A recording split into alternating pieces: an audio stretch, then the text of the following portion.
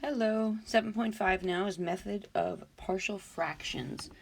So we're essentially reversing the quotient rule, but it won't feel like our derivative of quotient rule, but that's exactly what we're looking at. We're going to be anti-deriving or integrating rational functions.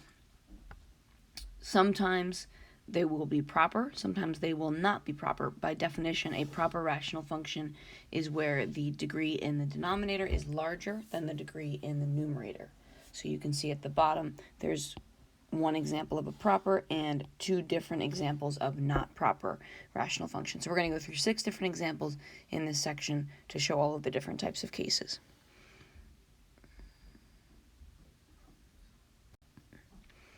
Okay, so first, we want to be able to basically split these, right? Split these into linear factors when possible, so that we can then just integrate individual fractions, which would turn into natural logarithms.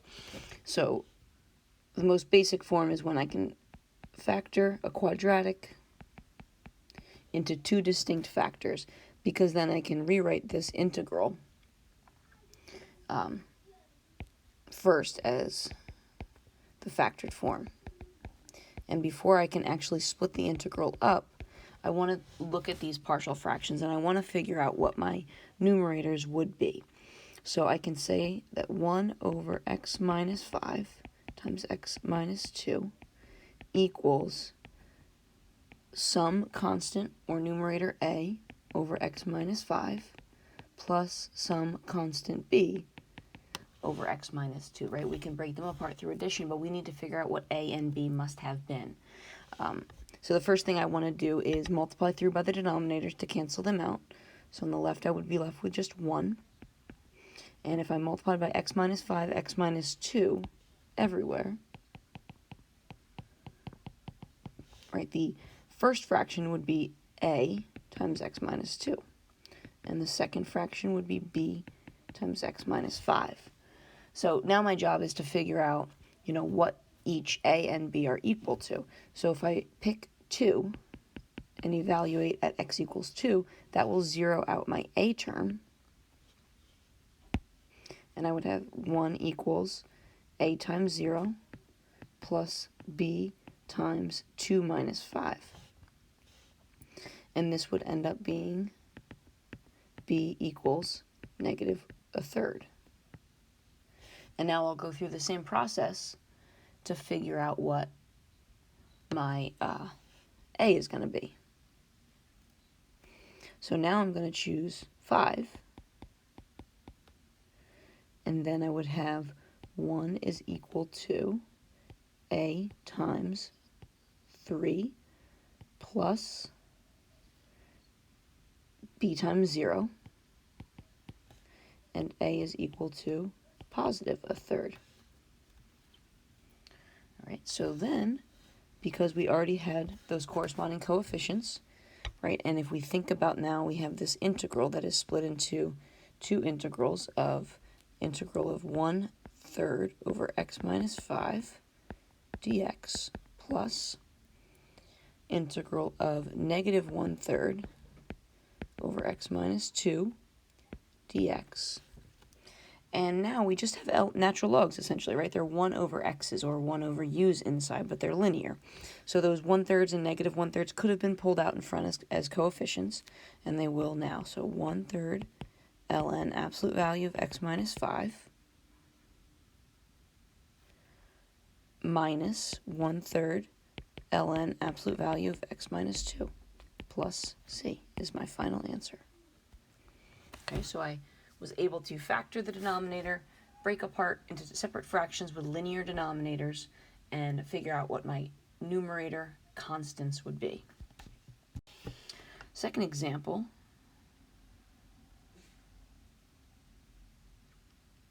similar, but now I have 3a, b, and c to work with. And my numerator of the original is no longer just a 1 or dx, it's x squared plus 2. But same process. I'm going to take this original fraction of x squared plus 2 over the factored denominator of x minus 1 2x minus 8, and x plus 2, and break it up to a, b, and c, 3 separate fractions. A over x minus 1 plus b over 2x minus 8 plus c over x plus 2. Okay.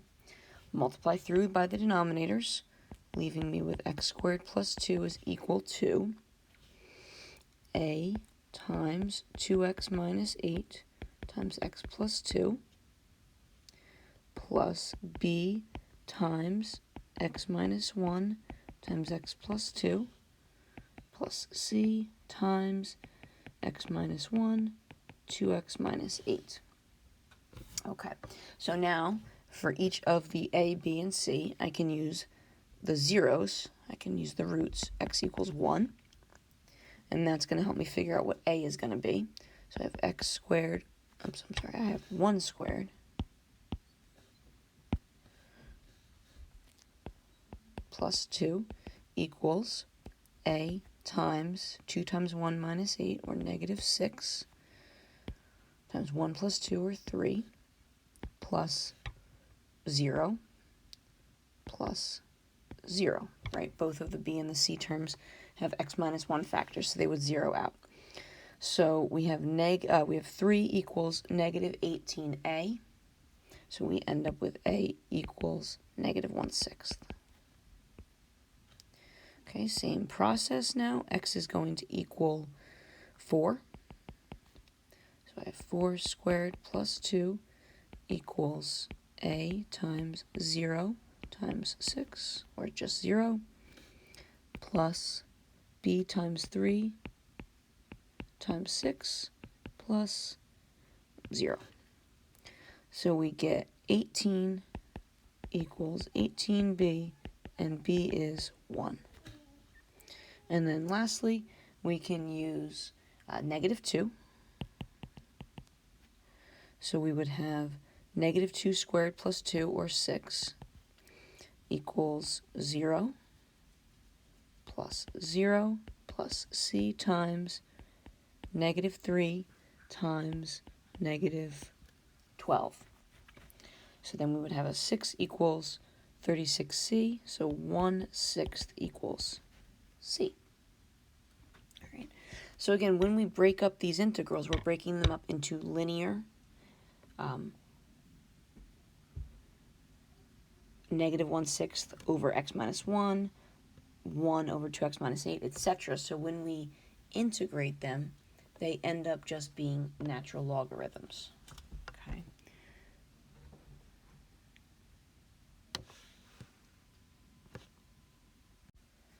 Right, so at first we're going to have integral of negative 1/6.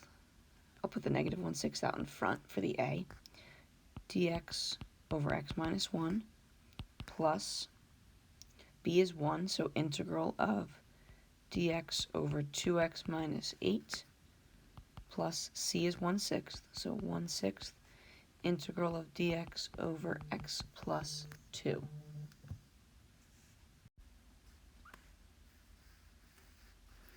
Okay, so now each of these do become ln's, but you have to be careful with the 2x minus 8 in the denominator, right? So when we have that, essentially it's a reverse linear chain rule. So we're going to divide by that inner prime, so we're going to get a coefficient of a 1/2 there. So we have negative 1/6 ln absolute value x minus 1 plus, here's where we get the 1/2 ln absolute value of 2x minus 8 plus 1/6 ln absolute value of x plus 2, all plus c. There's our final answer there. Okay. So this example, it is not a proper fraction here, right? The numerator's degree is now larger than the denominator's degree, so this is considered improper.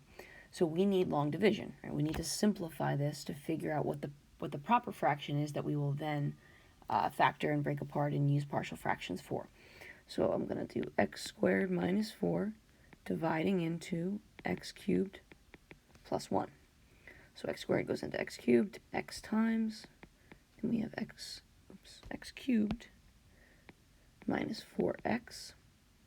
Subtract this, and we have a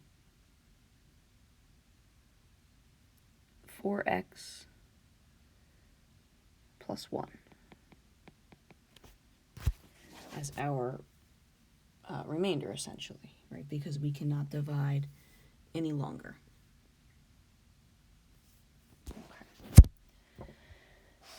So we can break up this integral initially with the x and then the 4x plus 1 over x squared minus 4.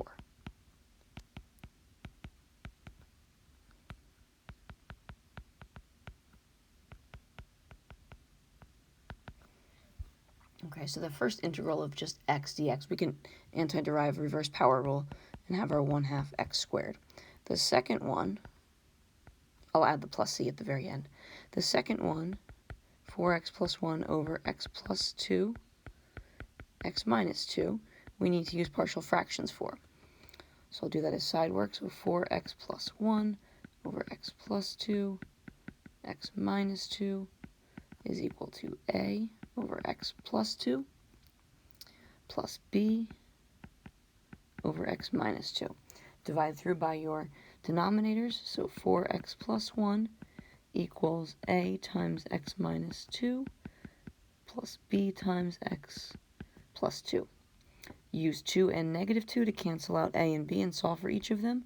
So when x equals 2, we have 9 equaling 0 plus 4b. So b equals 9/4. And when x equals negative 2,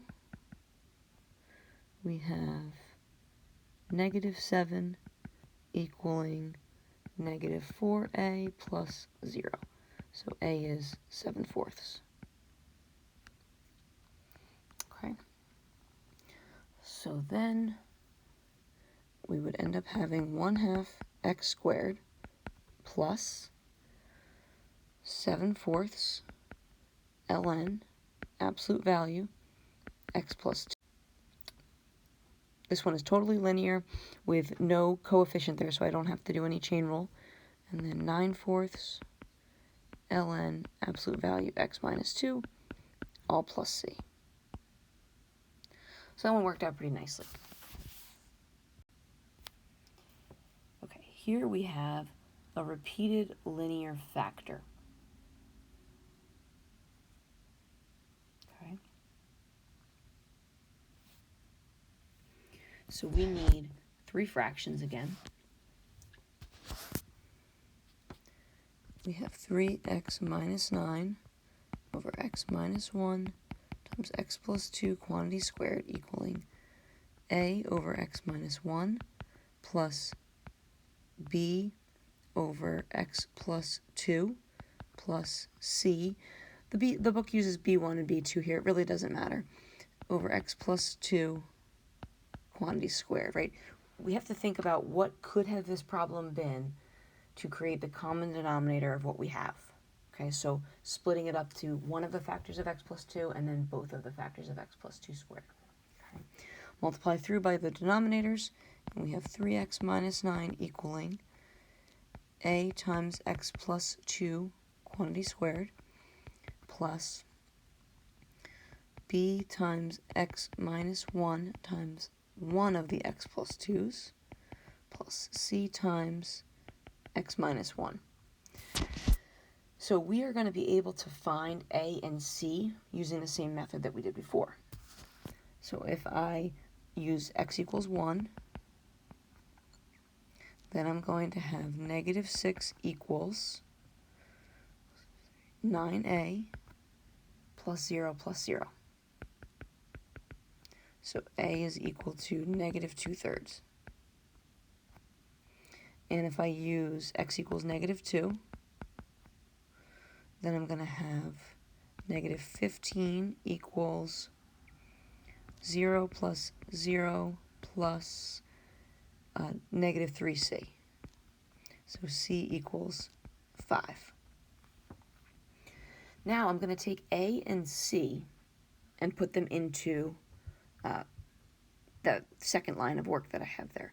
So 3x minus 9 equals negative 2/3 times x plus 2 quantity squared plus b is the last unknown, x minus 1, x plus 2, plus 5 times x minus 1. Now, this is a continuous function. I can pick any other x value rather than 1 and negative 2 to figure out what b is. So I'm going to pick positive 2. So we would have 6 minus 9, negative 3, equals negative 2/3 times 4 squared, or 16, plus b times 2 minus 1 is 1, 2 plus 2 is 4, so 4 plus 5. Moving things around, I'm going to have a negative 8 plus a 32/3, and then I'll end up dividing that by 4. So b is going to equal positive 2/3 here.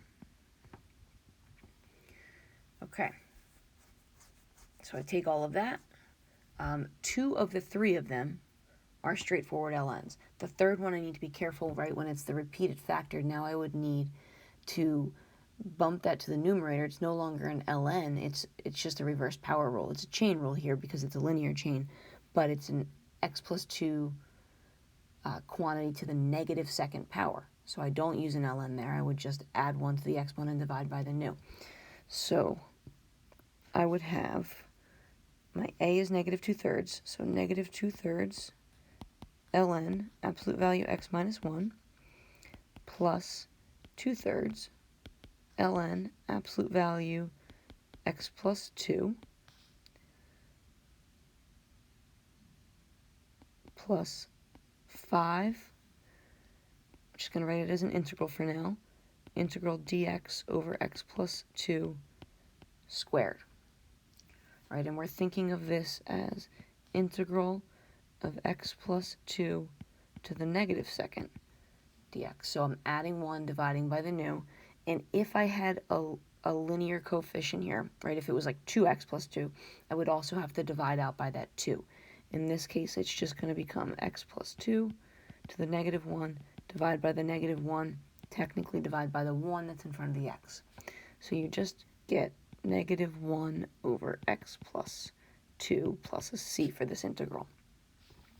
So negative 2/3 ln absolute value x minus 1 plus 2/3 ln absolute value x plus 2, and then we have a minus 5 over x plus 2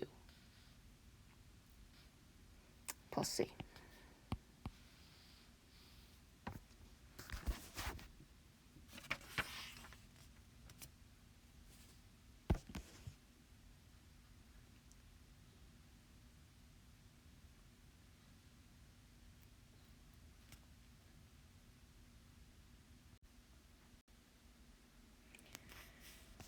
Okay. So the next one is, what if it's something that's non-factorable? How do we deal with it then? So we're going to have to break it up, right, into the successive, however many of those are repeated, right? It's a repeated factor, quote unquote, but it's non-factorable. We don't want to have imaginaries and things such as that. So notice that the numerators are all linear using different coefficients. So we're not going to use a1, a2, etc. We're going to use a, b, c, d. It'll be easier to keep track of. So this example here is written out like the x can be split out there, but this x squared plus 4x plus 2, it's non-factorable. It's quantity squared. So we need the first degree of it and then the second degree of it, similar to how we've been doing the last couple with the repeated factors. Just an important note, trig substitution could be helpful here, where you have an x squared plus an a, so you end up having the 1 over root a tan inverse of x divided by root a plus c. So that's something that we kind of came across in the trig section, but you can just apply it here when it comes up again. Okay, so we're going to go through this example this first page, the first time I do it, I'll do part A, and then I copied the page, so I'll do part B on the other one. It requires a lot of work. So they look really, really similar, but the difference is something that's irreducible versus something that's reducible, right? That x squared plus 9 versus that x squared minus 9, where I can actually factor that and break it up even more. So irreducible is this one, reducible is that one, and we're going to work on A, the irreducible one here. So first things first, we're going to break it up into our partial fractions.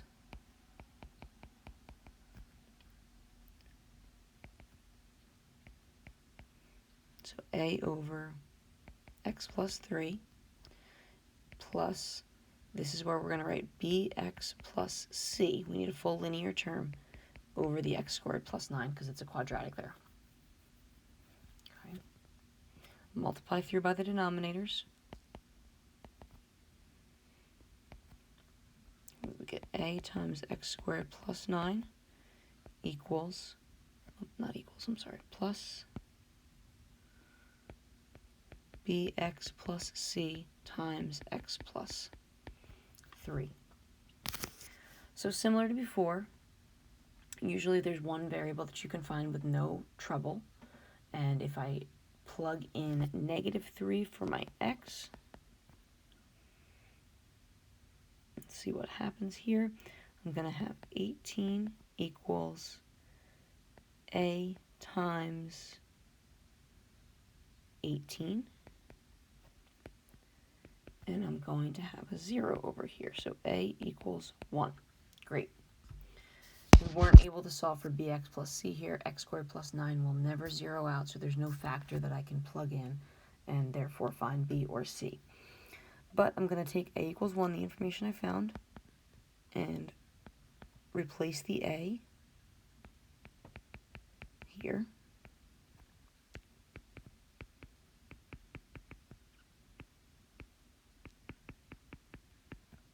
Okay. I am going to go ahead and basically expand this and regroup, so to speak.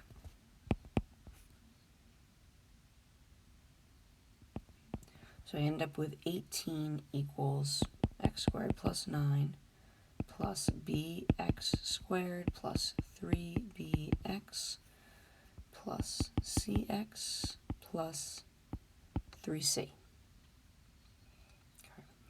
Then I'm going to group and factor. So I have two different x squared terms, so I can write that as b plus 1 x squared. I can write the x term as 3b plus c x. And then I have this linear 3c plus 9, or I'm sorry, not linear, constant. All right, so those are kind of the three different groups. Kind of like having my a x squared bx c for our standard form of the quadratic. So this is considered equating coefficients, right? If we look at the right compared with the left is just 18. So there's no a, there's no b, there's just a c of equaling 18. So if these are going to be equivalent, then we would have to say that b plus 1 equals 0, because that would be the coefficient of the x squared term on the left. And therefore b equals -1. And then we would be able to say that 3b plus c also equals 0 because there is no x term on the left-hand side. So I know that b is -1, so then I would have -3 plus c equals 0, so c equals 3.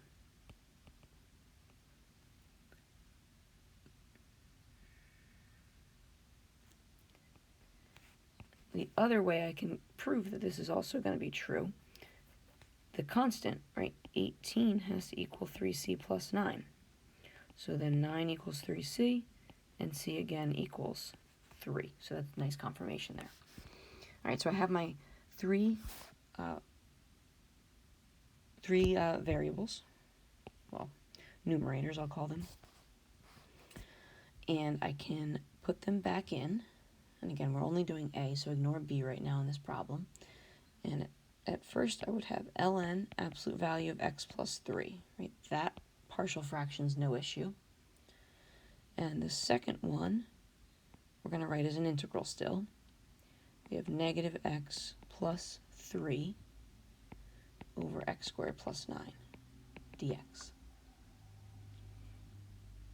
Because I have addition in the numerator, I can break them up.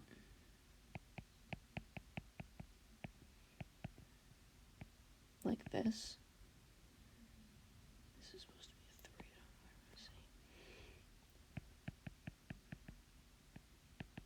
As negative x over x squared plus 9 dx, and the integral of 3 over x squared plus 9 dx. I can also just take that 3 in the numerator and put it out in front, so it's a dx over x squared plus 9. I'll go ahead and do that.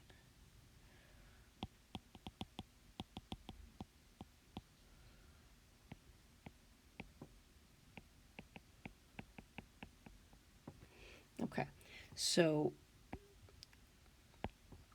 this one is a u sub, and this one is number 6 from the textbook, and on the previous page here, it's referring to the integral of dx over x squared plus a gives us a tan inverse relationship. Okay. So we're just going to be using that. So my u sub, I'll do that up here in the upper right corner. So u is x squared plus 9, du is 2x dx, 1/2 du is x dx. So I can pull out a negative 1/2 from that integral.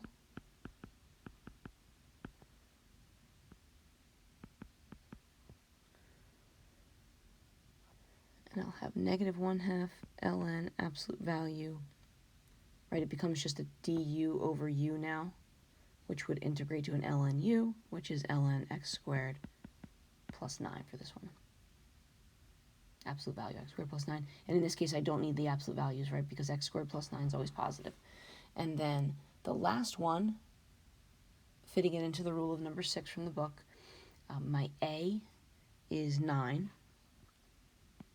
So I have this 3 over root a over 9, which turns into 3, I'm sorry. Tan inverse of x over root a, so of x over root 9 plus c. So simplified answer, ln absolute value x plus 3 minus 1/2 ln of x squared plus 9. 3 over root 9 is just 1, so plus tan inverse of x over 3 plus c. Okay, so now part B for this example.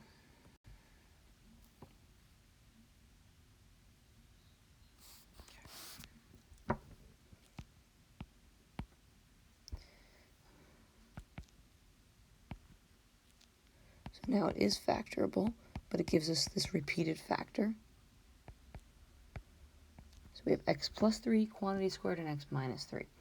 So I'm going to write this as a over x minus 3 plus b over x plus 3 plus c over x plus 3, quantity squared. So multiply through by the denominators, 18 equals a times x plus 3 squared plus b times x minus 3, x plus 3, or x squared minus 9, plus c times x minus 3. So if I use x equals 3, I'm going to have 18 equals a times 6 squared, or 36, plus 0 plus 0. So a equals 1/2. And then if I use negative 3, then I will have 18 equals 0 plus 0 minus 6c. So c equals negative 3. Okay, so I'll take a and c and put them back into the relationship they have, the equation. So I have 18 equals 1/2, and I'm expanding at the seam.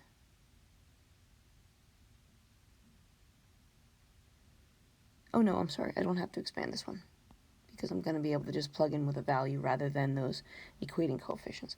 So 18 times 1/2 x plus 3 squared plus b, we don't know still, but I'm going to write this as x squared minus 9 minus 3 times x minus 3.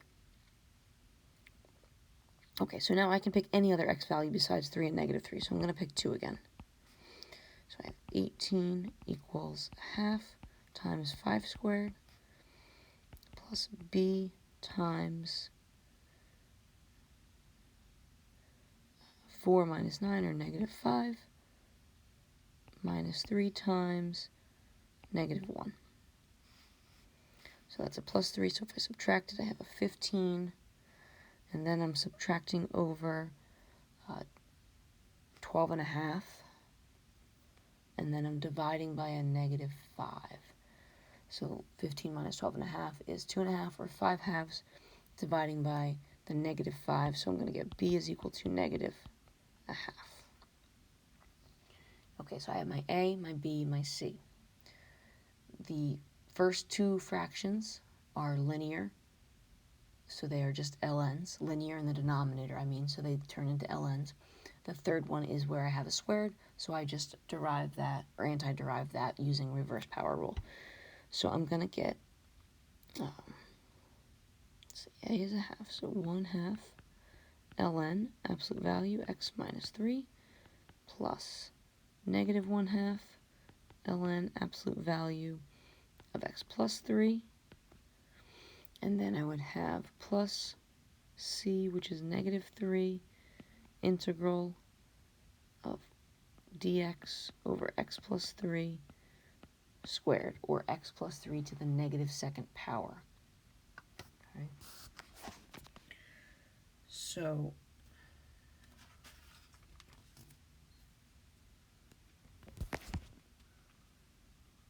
then I'm going to have, if I anti-derive that, it's really x plus 3 to the negative second, so I'm adding 1, dividing by the new, so I'm just dividing by a negative 1, which changes this to a plus 3.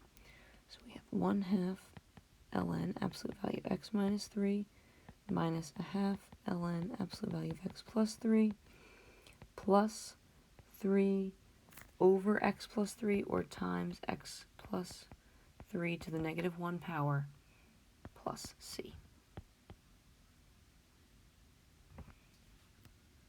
All right. Last example, and as expected, it will be the most tedious.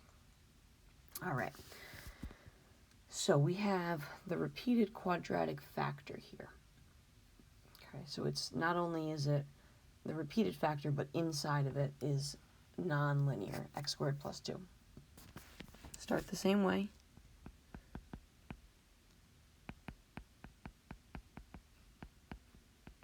So it's just an a over an x, but then it's a bx plus c over x squared plus 2, and then it's a dx plus e over x squared plus 2 squared. Okay, multiply through. So we have 4 minus x equals a times x squared plus 2 squared, plus bx plus c times x squared plus 2, plus dx plus e times x. Okay. So using x equals 0, I am able to figure out a.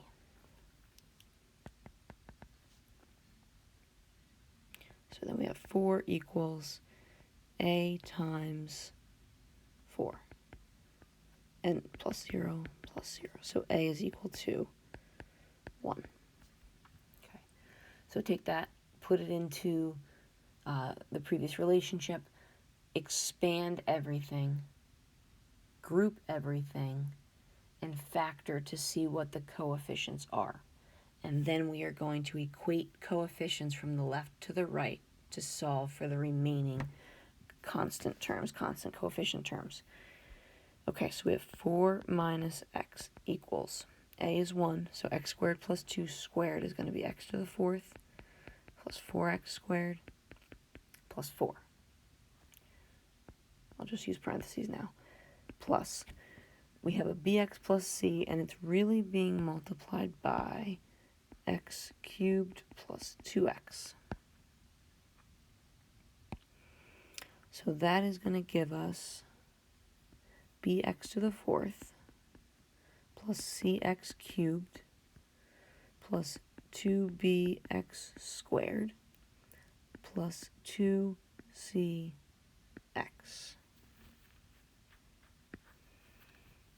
And then the last one is going to be dx squared plus ex. Okay, so grouping and factoring my x to the 4th terms would be b plus 1. My x cubed is just cx cubed. My x squared is 2b plus d plus 4. My x is 2c plus e. And my constant is a 4. Okay, right, so we're looking at the coefficients. On the right-hand side, my x to the 4th coefficient is b plus 1, but on the left-hand side, it's 0. So 0 equals b plus 1, and therefore b equals negative 1. My x cubed term on the left-hand side, again, it's 0, and on the right-hand side, it's c. So therefore, c equals 0. My x squared, also 0, and that equals 2b plus d plus 4. Well, b is negative 1. 4 is obviously there, so we would have 2 times negative 1 is negative 2, plus the 4 is 2, subtract that 2 over, and d is negative 2. Okay, and then we just need our e, so we can use the linear. The linear is negative 1 on the left, and that should equal 2c plus e. c is 0, so e is negative 1.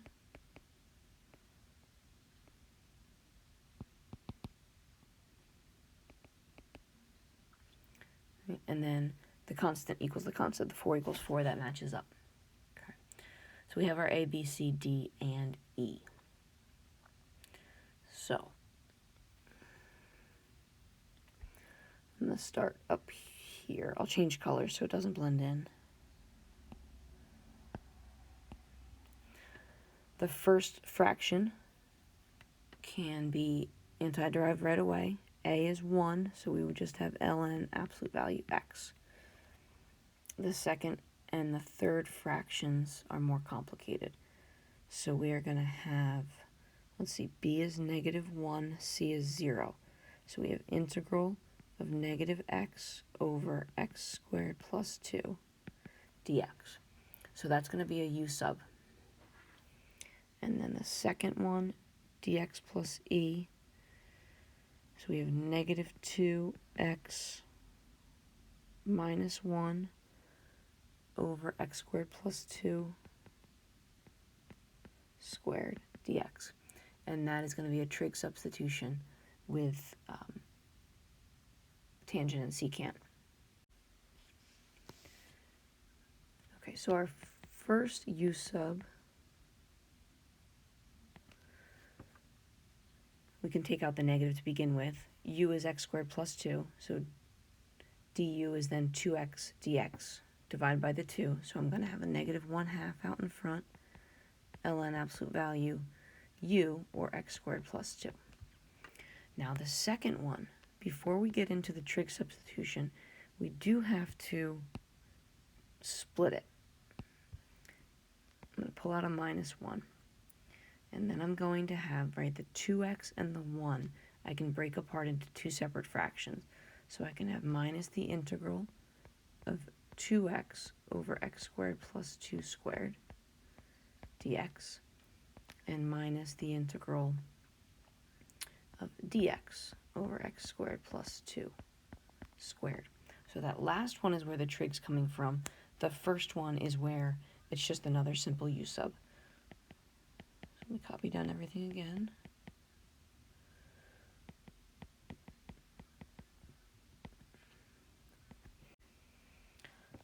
So in this u sub, u is x squared plus 2, so du is 2x dx. So I really just have a u to the negative second that I'm deriving, or anti-deriving here. So I'm going to get a negative u to the negative 1. So it anti-derives to, I'll end up having a positive here, x squared plus 2 to the negative 1 plus a c. And then lastly, now I have my trig substitution for this one.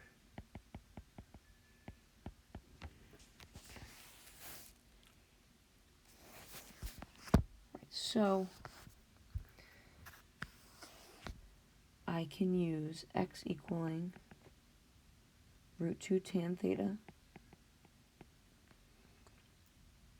So then dx is root 2 secant squared theta d theta. Remembering that we're looking to say that x squared plus 2 is equivalent to 2 tan squared theta plus 2, which is also equivalent to 2 secant squared theta, which is what we're going to need. So all of this is done. We're just working on that last integral. So it will become the integral of root 2 secant squared theta d theta divided by 2 secant squared theta squared, which would simplify to a root 2 over 4 integral secant squared in the denominator, or cosine squared theta d theta. Okay, so following one of the trig rules, we now have root 2 over 4 times 1/2 theta plus 1/2 sine theta cosine theta, all plus c. So we do need our triangle. I'll throw it over here. Our triangle then has x opposite theta, root 2 adjacent, and square root of x squared plus 2 as the hypotenuse. So we get a root 2 over 4 times 1/2. Theta is tan inverse of x over root 2.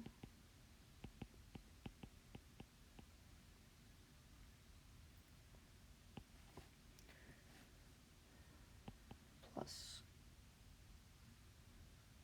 1/2, let's see, sine is going to be x over square root of x squared plus 2, and cosine is going to be root 2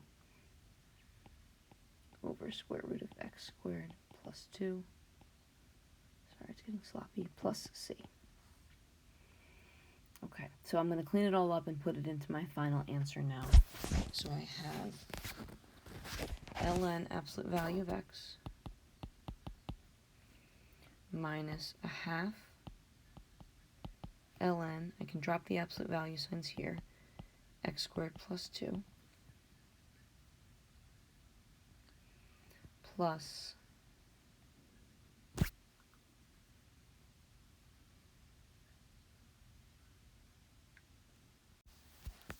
if I combine the x squared plus 2 to the negative 1 and the 1/4 x over x squared plus 2 that I'm going to get from here, then I would have plus 1 minus 1/4 x over x squared plus 2. Right, the 1/2 cosine sine of the thetas times the root 2 over 2 simplifies to 1/4 x in my numerator over x squared plus 2. And it's subtraction because it was minus that integral up top from our previous work. So I just combine those terms. And then I would have minus